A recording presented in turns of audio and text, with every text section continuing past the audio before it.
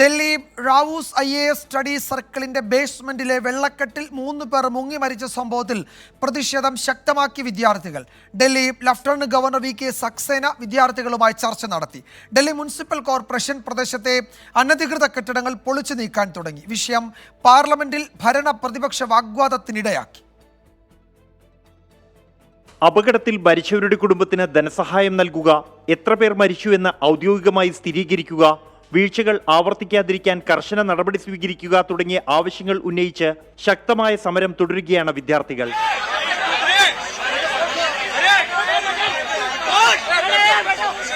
Delhi lieutenant governor VK Saxena അപകട സ്ഥലം സന്ദർശിച്ചു, വിദ്യാർത്ഥികളുമായി സംസാരിച്ചു. ആം ആദ്മി പാർട്ടി പ്രതിഷേധം അറിയിച്ചതിന് പിന്നാലെയാണ് VK സക്സേന സ്ഥലം സന്ദർശിച്ചത്.